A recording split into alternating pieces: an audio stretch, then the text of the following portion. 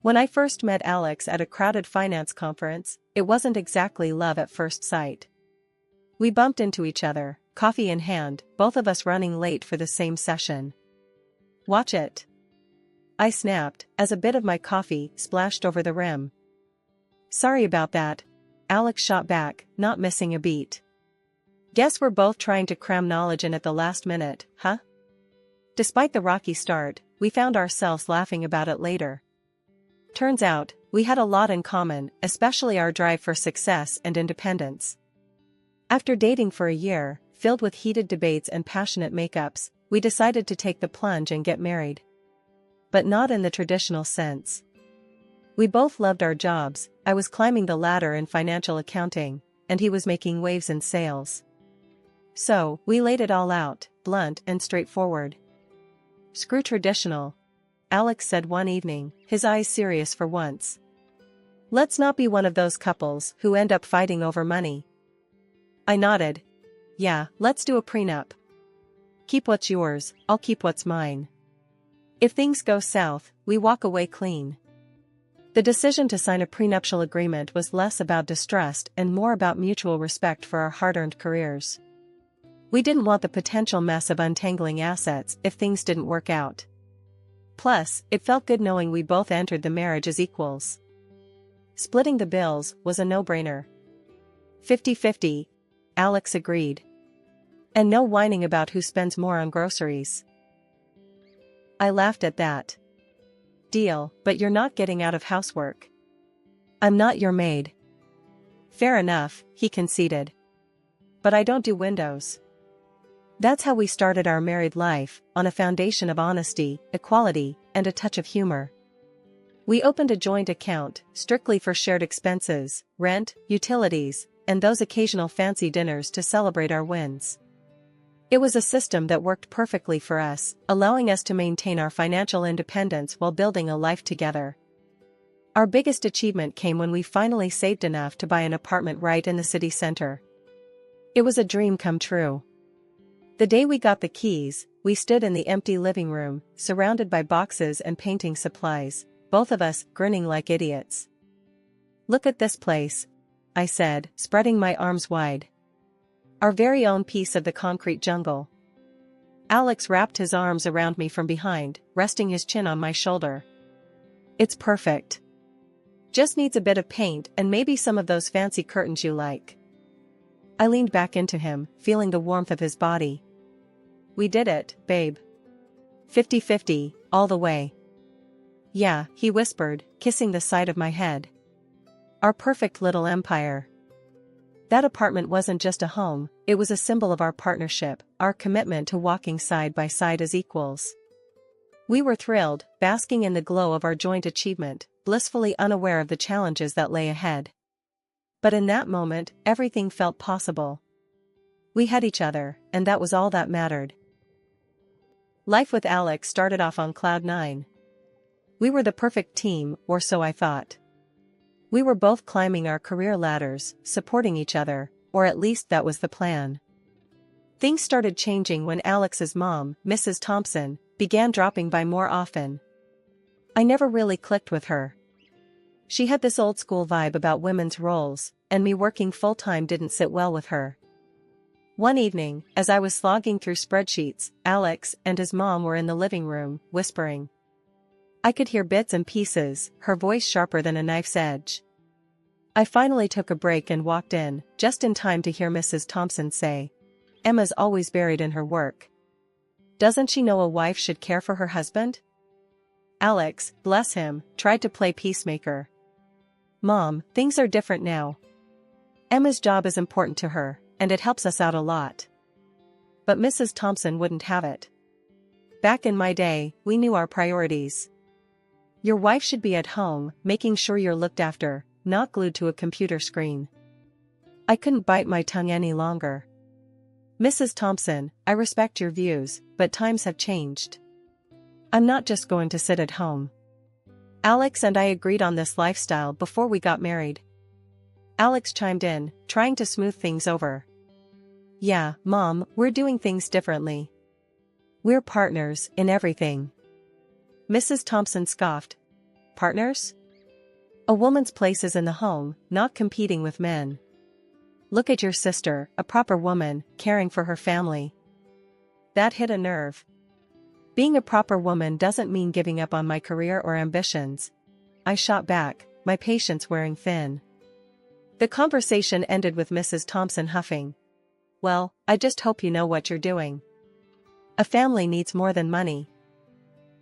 After she left, Alex and I had a heart-to-heart.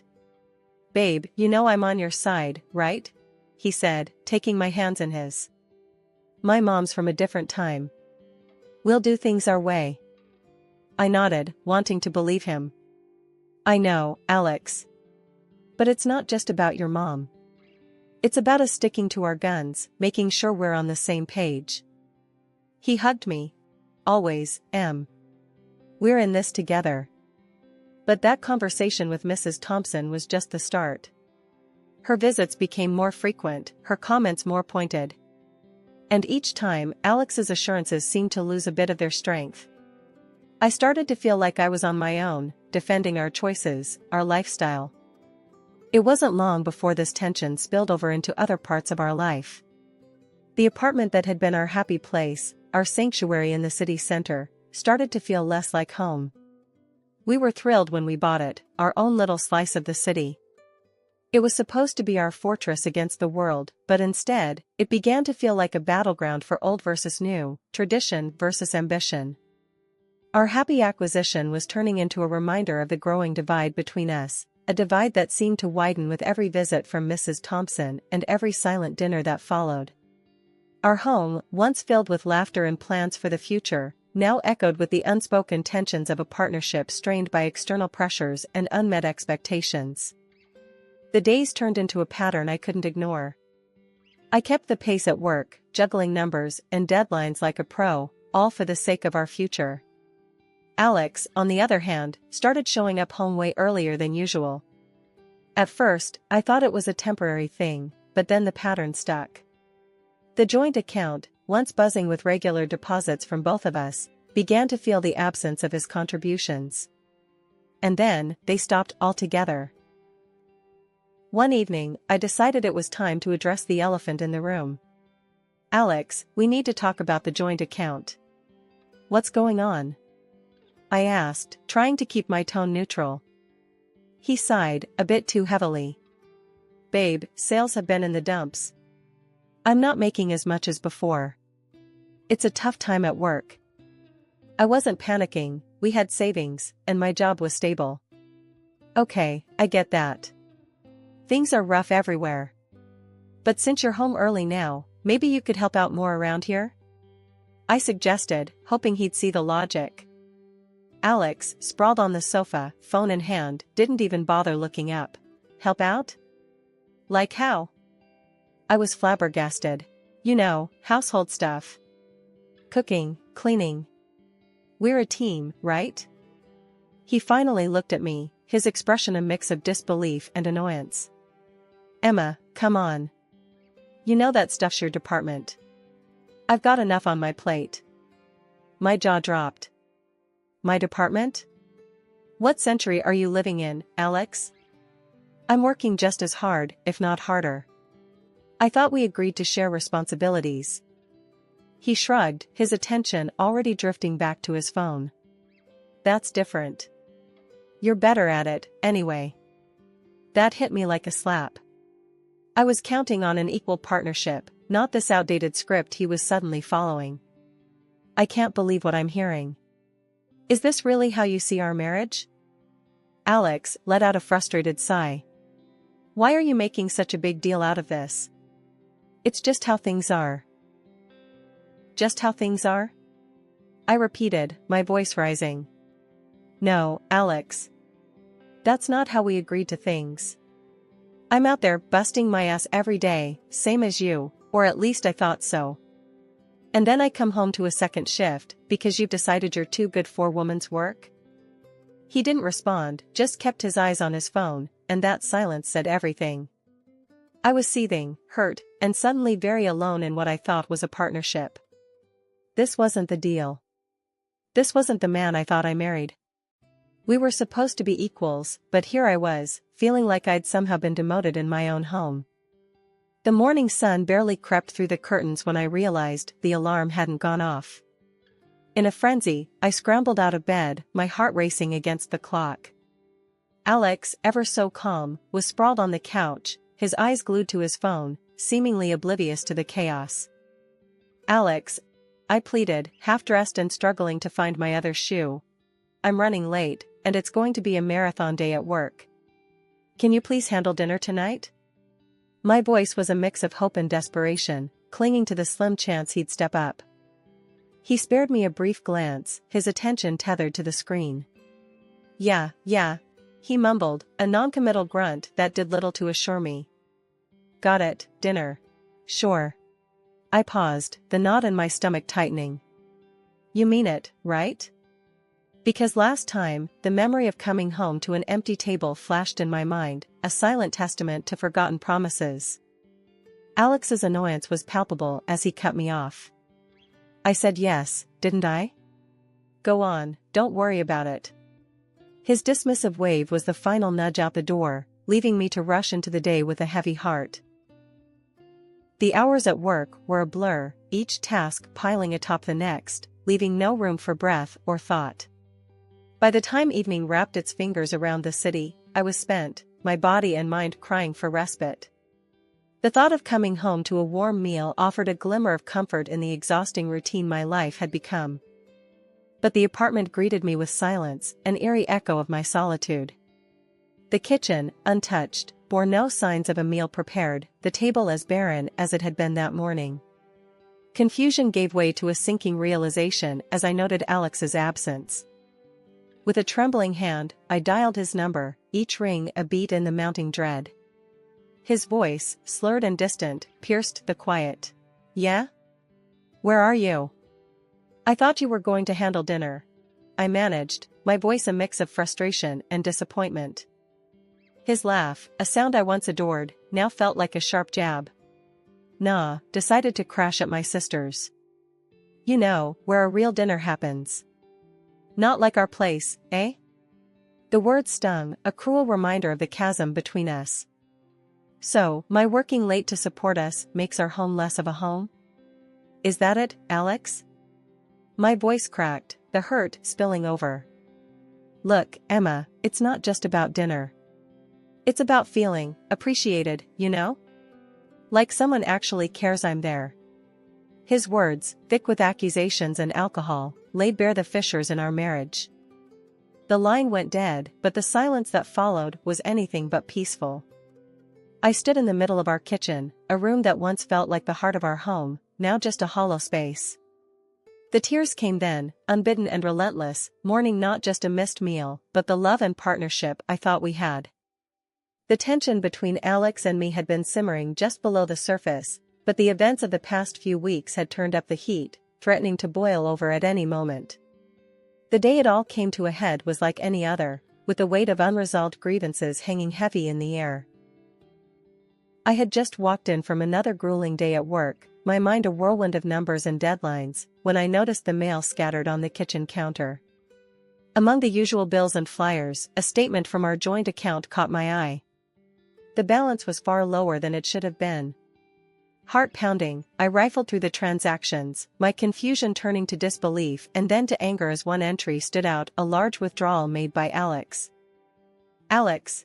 I called out, my voice sharper than I intended. He emerged from the living room, phone in hand, a look of feigned innocence plastered on his face. "What's up?" he asked, trying to keep his tone light. I slammed the statement on the counter, pointing at the damning entry. "What is this? Why did you take out so much money without talking to me first?" He shrugged, a casual dismissal that fueled my frustration. "Oh, that. Just had to cover some expenses, you know how it is." "Expenses?" I echoed, incredulous. "For what? And why didn't you discuss it with me?" He sighed, the facade of nonchalance slipping. "Look, Emma, I needed a new car. The old one's been acting up, and I got a good deal on this one." "A new car? With our savings?" I was struggling to keep my voice steady, the betrayal stinging more than the financial loss. We're supposed to be saving for our future, not squandering it on impulsive buys. Alex's patience was wearing thin. Impulsive? I think I deserve a little something for myself, don't you? It's not like I'm asking for much. Not asking for much? I could hardly believe what I was hearing. You're making decisions with our money, our future, without even a thought for me. Where's the partnership in that? The room charged with tension, our frustrations boiling over into a heated argument that left us both spent and angry. The distance between us felt insurmountable, the divide widened by every harsh word and accusation. As we stood there, the air thick with unsaid things, the phone rang, slicing through the silence like a knife. I answered, my voice raw from shouting. It was Mrs. Thompson, her tone sharp and accusing from the get-go. Emma, what's this I hear about you denying Alex a simple pleasure? A man works hard, he deserves to enjoy the fruits of his labor. I was stunned into silence for a moment, disbelief giving way to anger. Mrs. Thompson, with all due respect, this is between me and Alex. And for the record, he didn't work hard for this. It was our savings, for our future. Her scoff was audible, dripping with disdain. You young people and your future. A good wife supports her husband's decisions, not questions them. In that moment, I knew something had to change. But whether we could bridge the gap between us, or if it was too late for repairs, only time would tell. What was clear, however, was that the path ahead would be anything but easy. Life has a way of throwing surprises at you when you least expect them. Just when I thought things couldn't get more complicated, I received a letter that knocked the wind out of me. My great-uncle, a man of few words and solitary habits, had passed away. I hadn't seen him in years, and our interactions were nothing more than occasional, awkward conversations during the rare family gatherings. Yet, here I was, holding a letter from a lawyer, telling me he had left me everything he owned. His entire estate, his savings, everything was now mine. It was surreal, to say the least. I remember staring at that letter, the words blurring as a mix of emotions washed over me. Sadness, confusion, and a creeping sense of responsibility I wasn't sure I was ready for. And then there was Alex. His reaction to the news was like he'd hit the jackpot. Babe, do you realize what this means? We're set, he exclaimed, his eyes lighting up with a mixture of excitement and, dare I say, greed that I hadn't seen in him before. A week has passed, and I returned home tired after another crazy day at work. What I saw shocked me. There, in the midst of what should have been an ordinary evening, was my husband, Alex, beaming like he'd won the lottery, surrounded by his family, all of them basking in the glow of my great-uncle's unexpected generosity. Look who's finally home! Alex exclaimed, thrusting a glass of champagne into my hands, his excitement palpable. We're celebrating your big windfall, babe. The sight of the lavish spread from the city's priciest restaurant laid out on our table, and the merriment in their eyes, felt jarringly out of place. My mind raced, trying to piece together the surreal scene before me. Quit my job today, Alex announced proudly, as if he'd just made the most normal decision in the world. Why work when we've got this fortune, right? His grin widened, oblivious to the shock that must have been written all over my face. His parents, his sister, her husband, their kids, all were there, acting as if they'd just won the jackpot. And then, as if on cue, Alex added, "Oh, and before you join us, the dishes won't wash themselves, you know?" Laughter erupted from the crowd, a chorus of approval at his joke. But to me, it sounded like nails on a chalkboard. Fury coursed through me, hot and unstoppable. Here I was, after a day of grueling work, expected to play the maid at my own celebration? It was madness. I was on the brink of unleashing a torrent of anger, ready to set things straight, when Mrs. Thompson, ever the matriarch, called for a serious conversation. Dragging myself to the armchair, every ounce of my being screamed in protest. What could she possibly say that would make any of this better? My mind was a whirlwind of indignation and disbelief. Were they really so oblivious to the audacity of their actions? Did they see me as nothing more than a benefactor for their whims? As the absurd proposal hung in the air, courtesy of my mother-in-law, suggesting we use my inheritance to build a colossal house for what felt like the entire clan, I could only stare in disbelief. The idea that not only would we all live together, but that this would somehow excuse the entire family from ever working again, was ludicrous. Alex, beaming as if he'd just unveiled the master plan of the century, chimed in. Think about it, babe. We'd never have to worry about anything ever again. The room was filled with nods and murmurs of agreement, as if they'd all been let in on the plan before this moment. As I looked around at these people, my supposed family, I felt more like an outsider than ever. Breaking the celebratory bubble, with a voice steadier than I felt, I said, I'm filing for divorce. The room fell silent, the air thick enough to cut with a knife. Alex's smile faltered, his parents' jaws dropped, and his sister's glass of champagne paused midway to her lips. My mother-in-law, always quick on her feet, laughed dismissively. Oh, darling, even if you do, the law's on our side. Alex gets half of everything you've got. Her smug assurance was the last straw. Actually, I countered, a bitter laugh escaping me. Our prenup says otherwise. Alex gets nothing of mine if we divorce. The shock that rippled through the room was palpable, their wide eyes meeting my firm gaze. And another thing, I continued, my voice gaining strength. I'll be taking all the furniture, every appliance, everything I paid for. And Alex, you'll be hearing from my lawyer about the unpaid bills and expenses you've conveniently ignored. The fantasy bubble they'd been living in burst right then and there. One by one, I watched as their faces fell, the realization that their free ride was over dawning on them.